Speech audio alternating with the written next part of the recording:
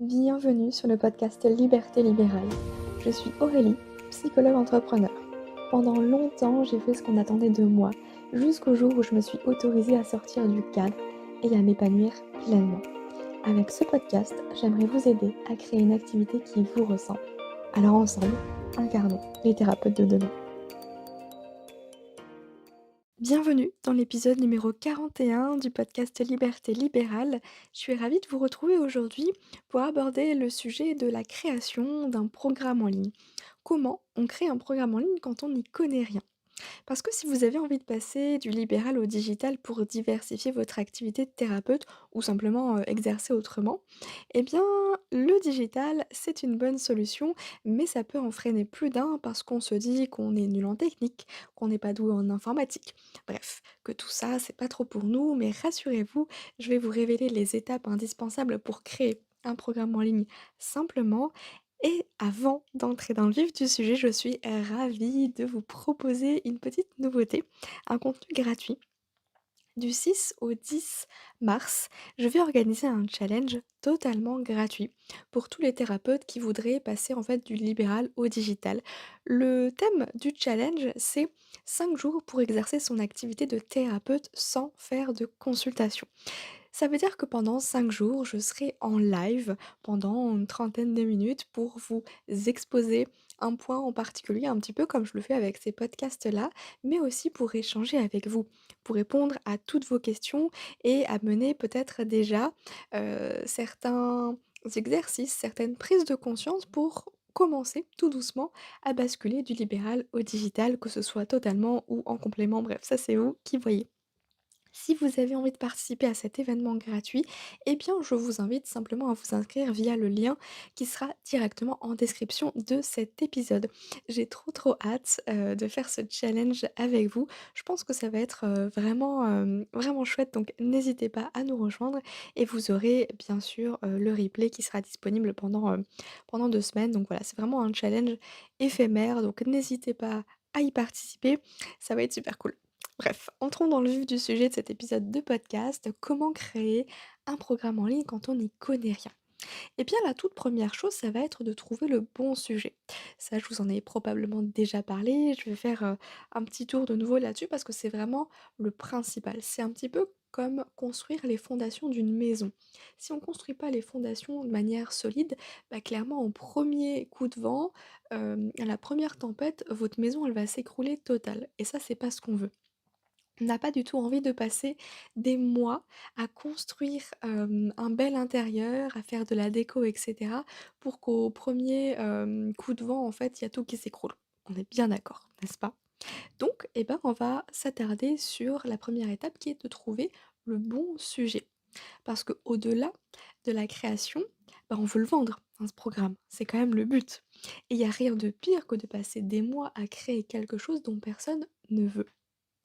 Et là, vous allez me dire: «Mais alors Aurélie, comment on fait pour trouver le bon sujet?» Eh bien, il faut distinguer ce que le client veut de ce dont il a besoin. C'est vraiment 2 choses différentes et c'est souvent là, qu'on va se tromper, que ça va pêcher un petit peu si ça ne se vend pas. Prenons un exemple. Quand un patient vient vous voir au cabinet et qu'il vous dit qu'il fait des insomnies depuis des mois, ce qu'il veut, c'est dormir, on est d'accord? Par contre, ce dont il a besoin, bah, c'est peut-être de résoudre le conflit intérieur qui l'empêche de trouver le sommeil. Par exemple, ah bah, en fait, de changer de job ou de quitter sa conjointe, que sais-je. En général, le problème de sommeil, l'insomnie, ce n'est qu'un symptôme, ce n'est que la partie émergée de l'iceberg. En réalité, pour résoudre l'insomnie, bah, en fait, il faut aller creuser. Qu'est-ce qui va pas? Qu'est-ce qui fait que la personne n'arrive pas à dormir? Et c'est là que, en fait, ça risque de coincer, enfin de coincer dans le sens, si on n'est pas averti sur le sujet, bah, on risque de mal communiquer là-dessus. Croyez-moi que si vous voulez vendre un programme en ligne pour mieux dormir, bah, ce sera beaucoup plus vendeur de mettre en avant le fait de dormir comme un bébé en 21 jours, plutôt que de trouver ce qui vous empêche de dormir en 4 étapes. Parce qu'en fait, le patient, il en a rien à faire de ce qui l'empêche de dormir. Lui, ce qu'il veut, c'est juste dormir. Alors on est bien d'accord. On va lui permettre de dormir, mais avec notre méthode, avec nos outils. Faut pas oublier que l'être humain, il veut tout et tout de suite. Donc, bah, si, vous ne lui donnez pas ce qu'il veut, mais ce dont il a besoin, enfin, comment dire?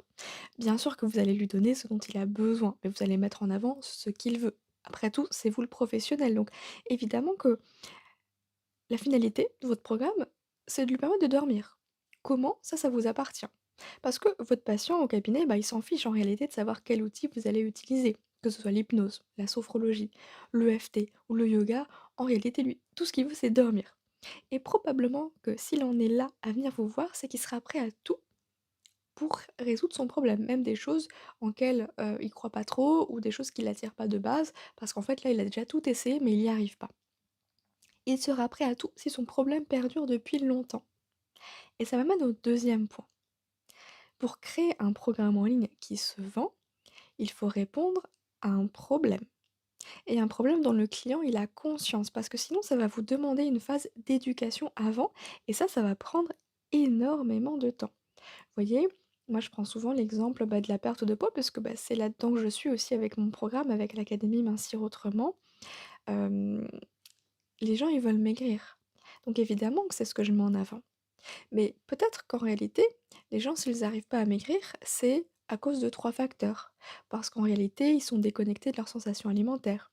Ou peut-être, parce qu'ils mangent leurs émotions.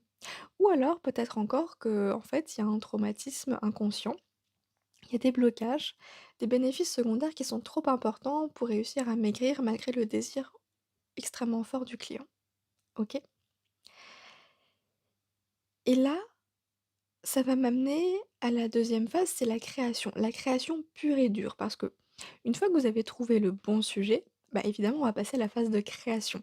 Et la première chose, moi, ce que je vous encourage à faire, c'est vraiment un brainstorming, de vider, hein, votre cerveau, c'est-à-dire poser toutes vos idées à plat sur une feuille blanche, sur votre ordinateur, bref, vous choisissez le support que vous préférez, afin de déterminer le contenu de votre programme en ligne. Et le piège dans lequel tout le monde tombe, et moi y compris, et je vais vous raconter l'erreur fondamentale que j'ai faite qui me vaut, de tout refaire aujourd'hui, eh bien c'est que on a envie de tout mettre, en général, dans son programme en ligne. On a envie de mettre toutes nos connaissances, tous les exercices, toutes les choses auxquelles on pense.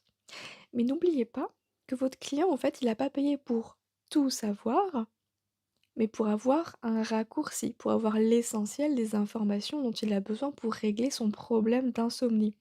Est-ce qu'il a besoin de savoir ce qui se passe de manière physiologique ou neurologique dans son cerveau? Je ne sais pas. Gardez en tête que plus c'est court, mieux c'est. En fait, on ne veut garder que la crème de la crème. Je vous donne un exemple, hormis, hors programme en ligne, hors digital. Imaginez que vous avez une rage de dents. Qu'est-ce que vous préférez? Le traitement le plus rapide ou le plus long? Ah bah, je suis prête à parier que c'est le traitement le plus rapide, hein. Et en plus de ça, je suis sûre que vous êtes prêt à payer bien plus cher pour le traitement plus rapide, n'est-ce pas? Et bien gardez en tête que pour votre programme en ligne, c'est pareil. En réalité, aujourd'hui, on est capable de trouver pratiquement toutes les informations disponibles gratuitement sur internet. Qu'est-ce qui va faire qu'une personne va vouloir acheter votre programme plutôt que de s'informer par elle-même? C'est simplement parce que votre programme, de un, ça va lui faire gagner du temps. Parce que vous avez condensé absolument tout ce dont la personne a besoin de savoir pour régler son problème. De 2, vous allez l'aider pas à pas. C'est-à-dire que vous avez créé une méthode, hem, un ordre chronologique qui soit pertinent, qui fasse sens pour que la personne puisse résoudre son problème rapidement et facilement. Et ça, c'est quelque chose qu'on n'a pas sur le web. On pourrait se perdre dans les tréfonds de Google pour aller trouver, effectivement comment faire ci, comment faire ça. Là, ce qui va être important, c'est que vous avez fait ce travail pour votre client. Vous avez fait ce travail de recherche en amont et surtout, vous avez fait le tri. C'est-à-dire que là, on veut que ce qui est essentiel pour dormir. On s'en fiche de, «pourquoi, comment», OK? Entre guillemets. Et si je vous dis ça, c'est que je parle en connaissance de cause, parce que vous ne voulez surtout pas que vos clients vous disent en rentrant dans votre programme: «Oh waouh, je m'attendais pas à tout ça. En fait, là, je suis complètement perdue, je sais même pas par où commencer». Parce que ça veut dire qu'ils sont découragés avant même de commencer, en fait, à suivre votre programme. Et encore une fois, c'est du vécu. J'ai relancé l'Académie Mincir Autrement au mois de janvier. l'une des clientes qui est entrée dans l'académie m'a dit: «Ah ouais, je m'attendais pas à ce qu'il y ait autant de contenu» et ça pourrait paraître flatteur, mais croyez-moi que ça l'est pas du tout. Parce que finalement, il y a trop d'informations et trop d'informations, ça veut dire qu'on perd le client. On sait plus Il sait plus en tout cas par où commencer, même si en réalité il y a juste à suivre les vidéos dans l'ordre, hein, et c'est le cas. Et pourtant elle était perdue. Et surtout, bah, c'est décourageant. Nous, on va acheter un programme pour avoir une solution rapidement et puis là, on va se retrouver avec des heures et des heures de contenu. Bah, en fait, on n'a pas signé pour ça de base. On n'a pas le temps. Rappelez-vous, personne n'a le temps en fait. Donc ce qu'on achète limite, c'est presque du temps à ce moment-là. Le temps qu'on n'a pas pour aller chercher toutes les infos, les mettre dans le bon ordre, et cetera, et cetera. Faire le tri entre ce qui est vrai, ce qui est faux et tout. Donc vraiment, less is more, comme on dit. Et ça, bah, justement, c'est quelque chose qui aujourd'hui, hem, me tombe dessus. C'est-à-dire que aujourd'hui, j'ai bien conscience que dans l'académie Mincir Autrement, il y a trop de contenu.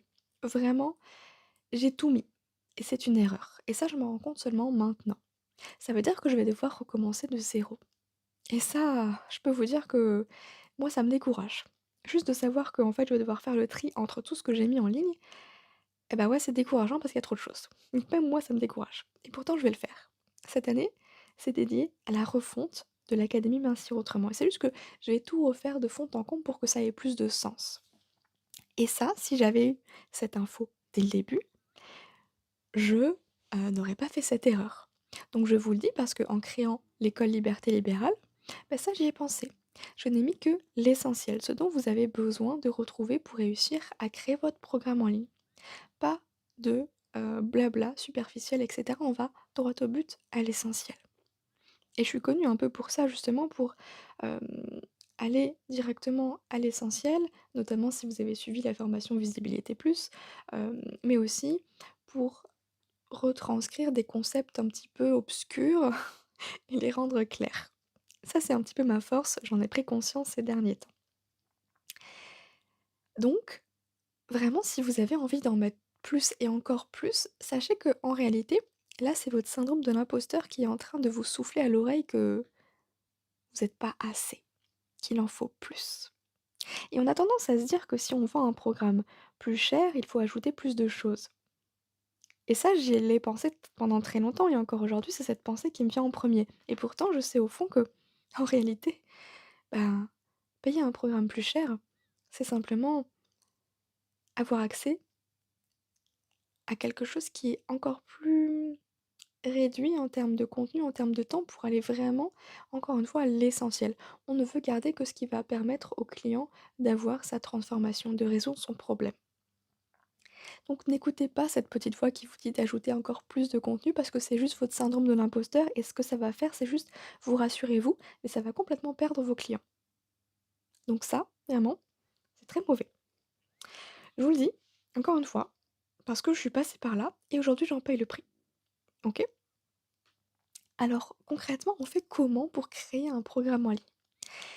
Il y a plusieurs manières. Vous pouvez faire des vidéos face caméra si vous avez des gestes à montrer, par exemple comme l'EFT, imaginons. Vous pouvez créer des slides type PowerPoint et enregistrer votre voix par-dessus. Vous pouvez transmettre vos connaissances via un document PDF. Vous pouvez aussi enregistrer un audio type podcast pour des séances de méditation, imaginons. En fait, il y a mille et une possibilités et la seule limite, c'est votre imagination. Et pour choisir le bon format, eh bien, je vais vous inviter à faire appel à votre bon sens, à ce qui est pertinent pour votre client. Vous n'allez pas faire un audio de yoga pour les débutants, par exemple. Parce que si vous leur dites faites la position du chien tête en bas, bah, clairement, un débutant, il sait même pas ce que c'est, il a besoin du visuel, de voir pour le faire. Donc, c'est pas pertinent. Ok. Ce que je recommande en général, c'est un mélange en fait, c'est de mélanger vraiment tous les formats. Parce qu'on a tous différents styles d'apprentissage. Il y a des personnes qui sont plus visuelles, d'autres personnes qui sont plus auditives, et des personnes qui sont plus kinesthésiques. Et moi, j'aime mêler à la fois la vidéo, l'audio et les PDF dans mes formations pour que ce soit complet. Et d'ailleurs, dans l'école Liberté Libérale, il y a à la fois le cours visuel avec la vidéo, mais il y a aussi le cours audio. C'est-à-dire que maintenant les élèves peuvent télécharger juste l'audio pour l'écouter par exemple en mode podcast quand ils sont en trajet en voiture ou en train de faire la cuisine, pas besoin d'être scotchés devant l'ordinateur. C'est hyper, ça dégage du temps, c'est hyper chouette. Et puis les PDF qui sont proposés, c'est vraiment un récap des infos qui sont, dans les vidéos pour pas, perdre du temps à prendre des notes par exemple et surtout, il y a un passage à l'action après chaque vidéo. L'idée, c'est de pouvoir amener le client à sa transformation et comment on fait pour ça? Bah, c'est forcément de lui proposer les exercices adaptés. Mais au début, ça paraît une montagne, donc on est obligé de décomposer en petits sous-objectifs, en petites étapes. Et du coup, bah, une vidéo égale une action. Comme ça, on y va pas à pas. Par exemple, bah, le premier module, c'est effectivement trouver le bon sujet. Bah, du coup, on va réussir à trouver le bon sujet, vidéo après vidéo, avec le process que je propose. Et peut-être qu'à ce stade-là, vous êtes en train de vous demander: «Ouais, mais comment je fais un montage vidéo? Avec quel logiciel j'enregistre un audio? Et comment je transmets, en fait, tous ces supports-là, que ce soit les vidéos, les audios ou les PDF?» J'utilise personnellement 3 logiciels gratuits qui sont Zoom.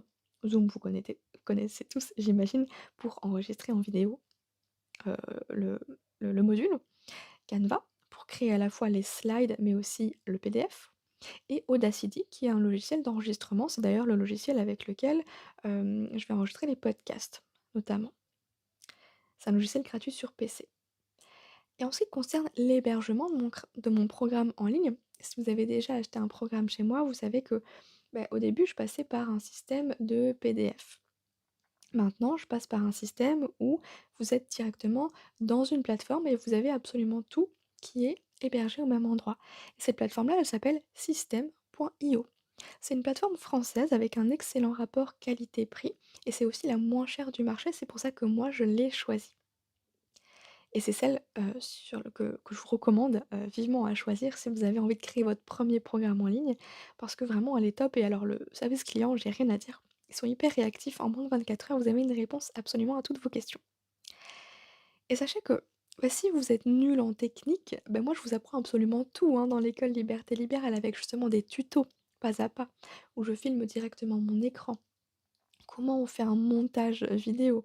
Comment on met en ligne une vidéo sur System.io? Comment on va rédiger un email? Comment on fait pour automatiser le moment où la personne elle achète votre programme et le moment où elle va recevoir, bah, ses codes d'accès? Tout ça, c'est quelque chose que l'on voit ensemble dans l'école Liberté Libérale. Je vous mettrai le lien aussi en description, comme d'habitude si vous voulez plus d'infos et si vous voulez mettre votre nom sur la liste d'attente car je vous le rappelle, elle va bientôt ouvrir ses portes mi-mars et je serai ravie de pouvoir vous accompagner dans cette nouvelle aventure.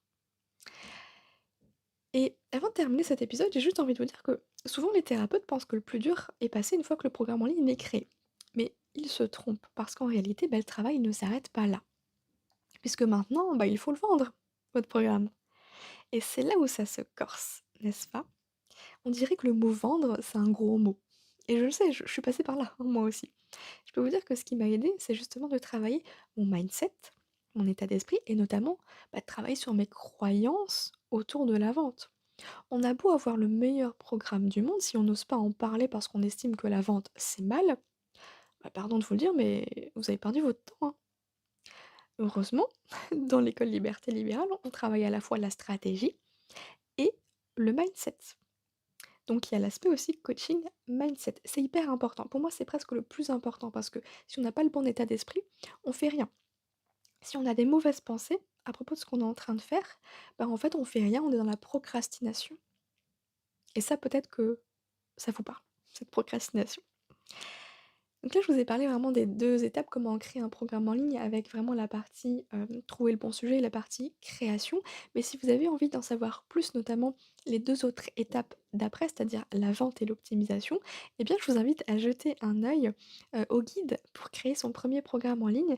C'est, notamment, un épisode de podcast qui est l'épisode numéro 32, si jamais vous voulez aller voir ça. Moi, je vais vous laisser sur ces bonnes paroles et avant de vous quitter, je vous rappelle simplement que, bah, du 6 au 10 mars, j'organise un challenge gratuit. 5 jours pour exercer son activité de thérapeute sans passer par les consultations. Donc si ça vous intéresse, si vous avez envie d'aller un peu plus loin, de passer la barrière de l'audio, de me voir, en live, d'échanger avec moi, de poser toutes vos questions et ben, c'est dans le challenge que ça se passe. Je serais ravie de pouvoir, vous transmettre, toutes mes connaissances, répondre à toutes vos questions et c'est aussi un moyen, vous voyez, de connecter un petit peu, de voir un petit peu, comment je travaille, quelle est mon énergie, ma pédagogie, parce qu'effectivement, on est tous différents et choisir un formateur, bah, ça se fait pas non plus à la légère. Et ce challenge, il est là aussi pour ça, pour que vous puissiez goûter un petit peu à ce que ça veut dire travailler avec moi et si vous avez envie d'aller plus loin et ben, je serais ravie de vous accueillir dans l'école Liberté Libérale. Je vous mets tous les liens dans la description de cet épisode. Moi, je vous souhaite une très belle journée et puis je vous dis à très bientôt.